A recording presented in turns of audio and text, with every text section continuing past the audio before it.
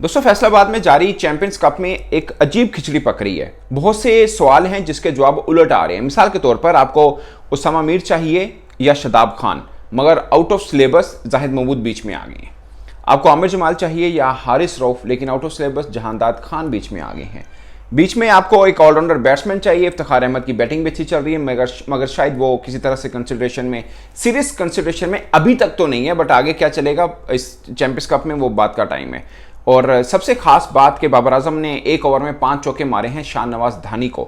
मगर जिस चीज़ के ऊपर मैं ये बात करना चाह रहा हूँ, ये व्लॉग करना चाह रहा हूँ, वो ये है कि इस चैंपियंस कप में चैंपियन दरअसल टॉस है। जो टीम टॉस जीत रही है वो मैच जीत रही है। अब पहला रोज था जब मोहम्मद रिजवान की टीम ने 300 रन नहीं किया। अदरवाइज अब तक जितने मैचेस हो रहे हैं पहले इनिंग में 300 प्लस रन हो रहे हैं। ये वाहिद मैच है इसमें सिर्फ 232 रन हुए, मगर ये मैच भी रिजवान की टीम जीत गई और बाबर आजम की टीम के खिलाफ, जिसके कप्तान मोहम्मद आरिस विकेटकीपर बल्लेबाज हैं। सलमान आगा आए प्रेस कॉन्फ्रेंस में, उन्होंने कहा कि 232 तो बहुत कम स्कोर था, हम सोच रहे थे 275 तो होना चाहिए और ये तो यहाँ पे डिफेंड नहीं हो सकता था, मगर वो भी डिफेंड हुआ। उन्होंने बोला कि अब आने वाले दिनों में सेकंड बैटिंग और टफ हो जाएगी। पहले सिर्फ सीम करता था, अब बॉल टर्न भी कर रहा है, पिच ग्रिप पकड़ रहा है। आपको याद होगा कल का, अगर आपने स्पेल देखा हो, उसामा मीर का बहुत शानदार था। आज जाहिद महमूद का स्पेल बड़ा जबरदस्त गुजरा। इससे पहले जहांदाद खान ने डे में अच्छी बॉलिंग की है। तो सीधी सी बात है कि इसमें इक्वल अपॉर्चुनिटी नहीं है।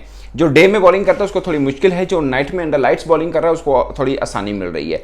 और अनफॉर्चुनेटली सब कॉन्टिनेंट कंडीशन में ये प्रॉब्लम रहता है। मैं ये नहीं कहता हर बार रहता है, बट मोस्टली रहता है। मुझे याद है, अगर आपको याद हो, लास्ट टाइम जब इंडिया की टीम आई थी उस वक्त क्या होता था, जो टॉस जीत रहे हैं ना वो टीम मैच जीत रही है। पता क्यों? वो चेस की तरफ जाती थी, क्योंकि उस वक्त ड्यू फैक्टर आता था। अब लास्ट और टूर है इंडिया का, वो उठा के देख लें। पाकिस्तान अभी 2021 जो T20 वर्ल्ड कप पाकिस्तान खेला यूएई के अंदर, वहां पर मुझे याद है लिफ्ट के अंदर शान पोलक मिले तो मैंने बोला हु इज फेवरेट, उसने बोला टॉस। उसमें भी जो टीम टॉस जीत रही थी वो मतलब चेस की तरफ जा रही थी और आराम से मैच निकल रहे थे उनके। ये उधर का भी एक थोड़ा सा रहा। अभी भारत में 2023 वनडे वर्ल्ड कप जो खत्म हुआ उसमें उतना नहीं, मगर काफ़ी हद तक जो टीम चेस कर रही थी उसको मुश्किल आ रही थी। अगरचे इंडिया ने पाकिस्तान के खिलाफ चेस करके जीता, मगर पाकिस्तान का स्कोर ही बहुत कम था। बट पॉइंट इज के वहां पे मुश्किल था। अगरचे वर्ल्ड कप फाइनल भी ऑस्ट्रेलिया चेस करके ही जीता था।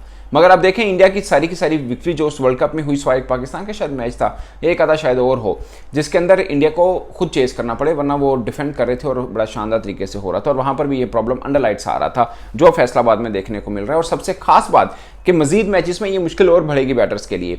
यानी आप अगर फाइनल तक पहुंचे वहां पे मतलब 250-250 रन भी ठीक है, जीत के लिए काफ़ी होंगे। अभी तक रिजवान की टीम सबसे डिफरेंट टीम नजर आ रही है। रिजवान की कैप्टेंसी भी सबसे डिफरेंट नजर आ रही है, इसमें कोई शक नहीं है। मगर उनका असल इम्तिहान उस दिन होना जिस दिन वो चेस करने को जाएंगे, क्योंकि चेस में मुश्किल आ रही है। उनकी कप्तानी का पता चलेगा। अगरचे अभी 232 रन सलमान आगे के बाद ठीक है, जब बाबर आजम खेल रहे थे उस वक्त लग रहा था कि यार बस खत्म मैच, कुछ ज़्यादा है नहीं।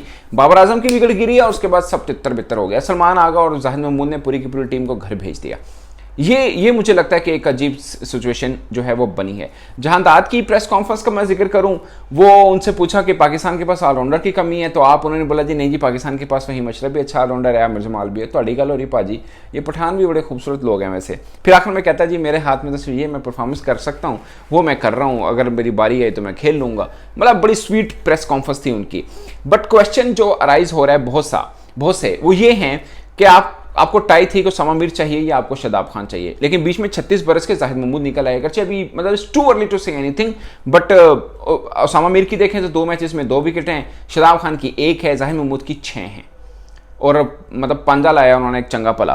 तो पॉइंट इज के आप जाहिद महमूद को कैसे इग्नोर करेंगे? अच्छा उनकी एज उस तरह की है, बट आपको तो अभी अर्ली में भी 1-2 साल के लिए वाला बंदा भी चाहिए। मगर जाहिद महमूद वो हैं जिनको आप कहीं लिफ्ट नहीं करा रहे थे, टेस्ट वनडे T20 कहीं पे कुछ नहीं रखा हुआ। तो अब क्या मतलब पिच का कमाल था या उनकी बॉलिंग का भी कमाल था? या मैं ज़ाती तौर पर ये समझता हूँ कमाल दरअसल रिजवान की कैप्टेंसी का है कि वो कैसे अपने बॉलर्स को रोटेट करते हैं, कैसे वो चलाते हैं।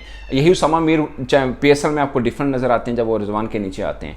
ये एक खास चीज़ है। पता नहीं आपको लगेगा कि मैं शायद I am fan of his captaincy, अगर आपको लगता है तो मैं पसंद जरूर करता हूँ उनकी कप्तानी को। मुझे लगता है कि वो बाकियों से डिफरेंट कैप्टन है। उनको कोई भी, वो यही खुशदिल थे जो उन्होंने ऑलराउंडर बना के रखा था PSL में। अब आपको कहीं भी नजर ही नहीं आएंगे खुशदिल उस तरह से। तो ये एक चीज़ है कि उनमें डिफरेंट चीज़ तो है। अब देखिए सलमान आगा को कैसे उन्होंने यूज़ किया है, तो उनमें एक क्वालिटी तो है इस चीज़ की, इसमें तो कोई वो दो राय है नहीं है। मगर क्वेश्चन ये है, अब आप आमिर जमाल की सिचुएशन देखें, आमिर जमाल का भी बॉल उस तरह नहीं पड़ा जैसे जहांदाद खान का बहुत लोग तारीफ कर रहे हैं, अंदर बाहर दोनों बॉल कर रहे हैं और बैटिंग भी करते हैं, वो आपको ऑलराउंडर वाला शेप में अगर चाहिए। बट मैं खुद मानता हूं कि it's too early for Jahandad Khan.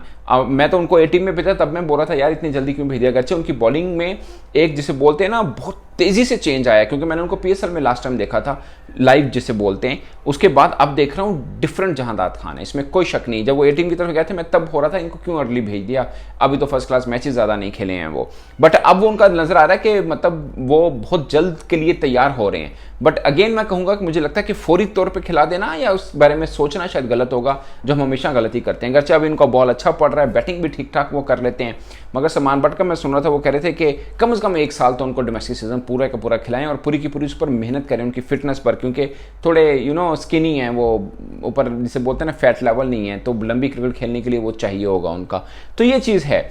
अब दोस्तों बहुत से सवाल हैं जिसका जवाब कोई नहीं दे सकता है, और लेकिन बहुत सी मुश्किलात पाकिस्तान क्रिकेट बोर्ड की सिलेक्शन कमेटी के लिए बनी रहेंगी। वो इस तरह से, जो मैं पहले कह रहा था कि इस टूर्नामेंट को रखकर अगर आपने टीम बनानी है, एक बंदा जो बाकियों से डिफरेंट होगा या डबल विकेट्स है, जैसे अभी जाहिद महमूद का ले लीजिए, बाकियों से डबल विकेट्स हैं उनकी, तो फिर आप शदाब की तरफ जाएंगे या उसामा आमिर की तरफ जाएंगे, ये एक बड़ा क्वेश्चन रहेगा। और फिर जाहिद मोहम्मद रिजवान के पास हैं, ये दोनों के लिए थ्रेट बने रहेंगे। मैं बता दूं जाहिद खुद भी अच्छे हैं, लेकिन मोहम्मद रिजवान ने इसको कैसे यूज़ करना है ये एक कमाल रहता है उनका हमेशा, वो हमेशा खतरा बना देते हैं दूसरों के लिए, जैसे उसामा आमिर को उन्होंने बीच में से ले आए, शदाब के लिए खतरा बनाया। मतलब कैप्टन चाहेगा ना मेरा खिलाड़ी आगे बढ़े, ये नहीं, मैं जानबूझ के खतरे वाली बात नहीं कर रहा, वैसे कह रहा हूँ उनकी कप्तानी में ये कमाल जरूर है। मगर सबसे बड़ी परेशानी की बात मुझे लेकर ये है कि अभी तक कोई भी टीम जीती नहीं है जो जो टॉस हारी है वो टीम अभी तक मैच नहीं हारी है, और यही सिलसिला पूरे में रहा, तो ये मुझे लगता है कि वन साइडेड टाइप टूर्नामेंट होगा कि टॉस जीते थे मैच जीतो। अब अपनी राय कमेंट की वक्त में जरूर बताएगा। मेरी तरफ से इतना ही।